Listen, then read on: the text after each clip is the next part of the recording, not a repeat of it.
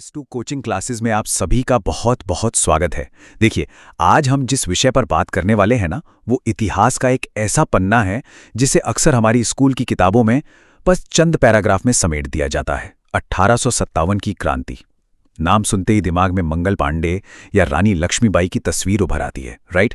लेकिन आज के इस विश्लेषण में हम उस रटी रटाई कहानी से थोड़ा आगे जाएंगे। आज हम उन चेहरों, उन गजब के रणनीतिकारों और उन जमीनी योद्धाओं की बात करेंगे जिन्होंने इस बगावत में अपनी जान तो झोंक दी, लेकिन उन्हें वो श्रेय कभी नहीं मिला जिसके वो असल में हकदार थे।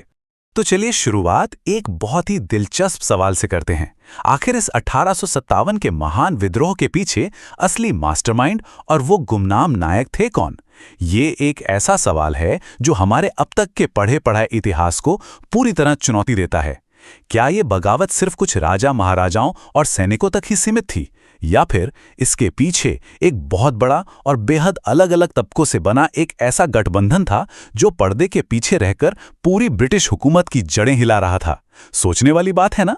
ये सवाल हमें इतिहास को एक बिल्कुल नए नजरिए से देखने पर मजबूर कर देता है।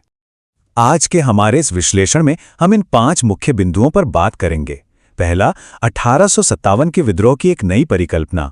दूसरा, सबको एकजुट करने वाले सूफी कमांडर। तीसरा, अवध की महान योद्धा बेगम। चौथा, इस क्रांति में सबाल्टर्न यानी वंचित महिलाओं की भूमिका।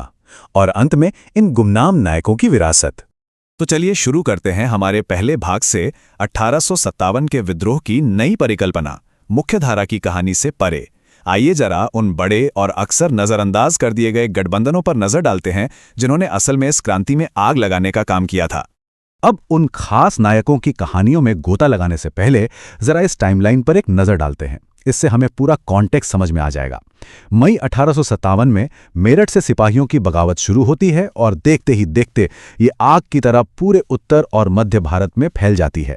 फिर जुलाई 1857 तक जनरल बख्त खान जैसे नेता दिल्ली में कमान अपने हाथों में ले लेते हैं, लेकिन ब्रिटिश सेना भी पलटवार करती है और 1 साल के अंदर ही जून 1858 तक भारत सरकार अधिनियम लागू कर दिया जाता है, जिससे सत्ता सीधे ईस्ट इंडिया कंपनी से छिनकर ब्रिटिश क्राउन के पास चली जाती है। ये टाइमलाइन हमें बताती है कि ये विद्रोह कितनी तेजी से फैला और कितनी जल्दी इसके परिणाम सामने आए। और ये बात कितनी गहरी थी, इसे समझने के लिए जरा इस पर गौर कीजिए। ये centre for land warfare studies यानी क्लॉज का एक इशू ब्रीफ है। ये सच में हैरान कर देने वाली बात है कि आज के आधुनिक सैन्य थिंक टैंक भी 1857 के विद्रोह की रणनीतियों और उसके गहरे प्रभाव का बड़े ध्यान से विश्लेषण कर रहे हैं। मतलब ये कोई भूली बिसरी कहानी नहीं है, बल्कि मिलिट्री हिस्ट्री का एक ऐसा महत्वपूर्ण अध्याय है जिसे आज के सेना अधिकारी भी समझने की कोशिश करते हैं। आगे बढ़ते हैं हमारे दूसरे भाग की तरफ, एकजुट करने वाले सूफी कमांडर मौलवी अहमदुल्ला शाह।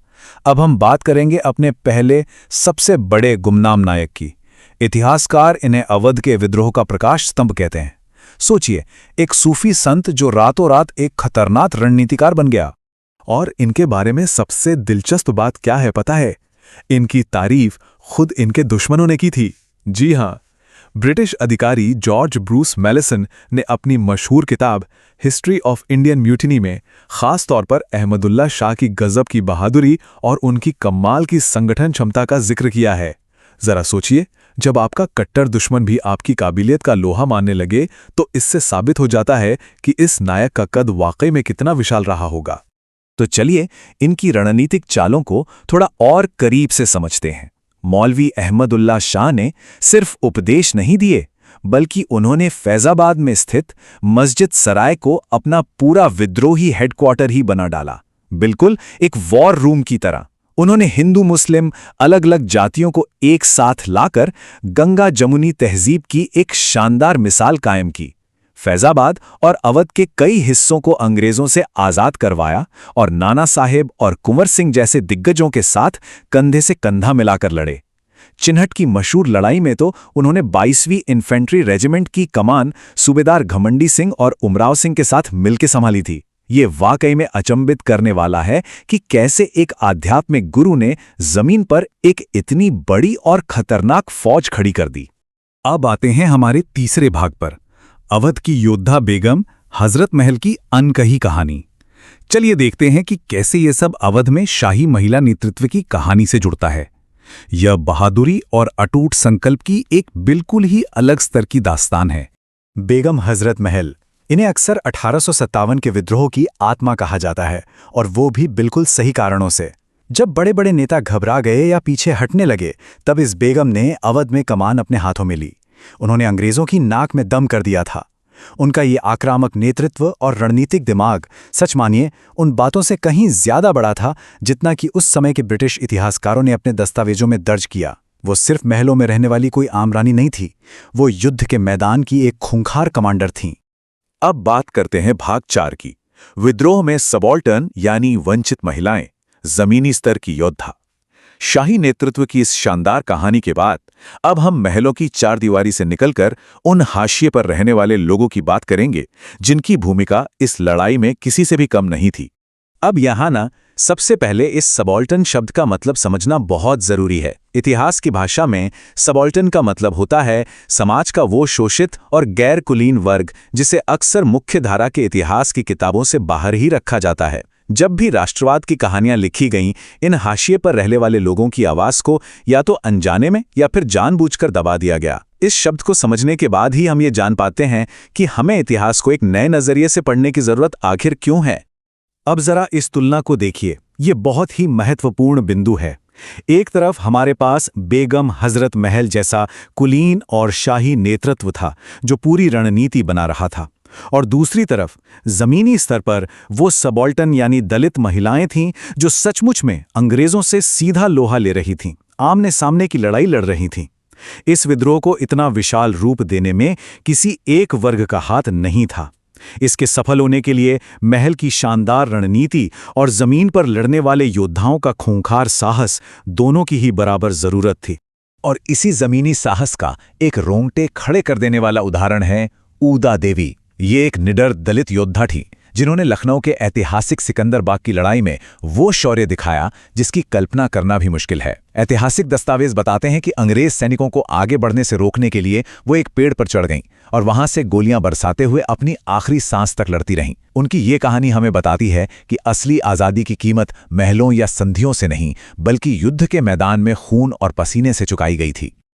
और अब हम आते हैं अपने आखिरी भाग पर, भाग 5, गुमनाम नायकों की विरासत, अतीत की पुनर्प्राप्ति। चलिए देखते हैं कि आज के इस आधुनिक युग में इन साधारण पृष्ठभूमि से आने वाले असाधारण नायकों को कैसे याद किया जा रहा है।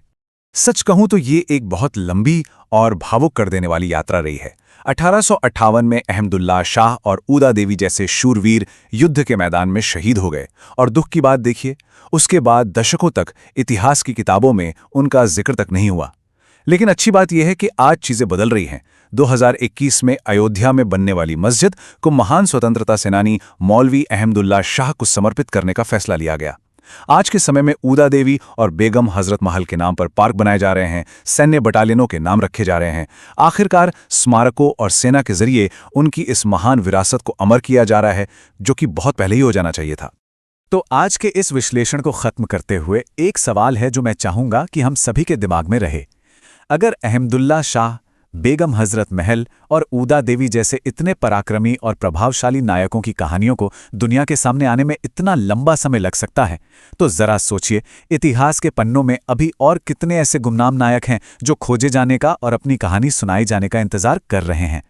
इतिहास सिर्फ उनका नहीं होता जो सत्ता के सिंहासन पर बैठते हैं, इतिहास उनका भी होता है जो सत्ता की आंखों में आंखें डालकर सवाल करते हैं। इसी एक विचार के साथ हम आज का ये विश्लेषण यहीं खत्म करते हैं।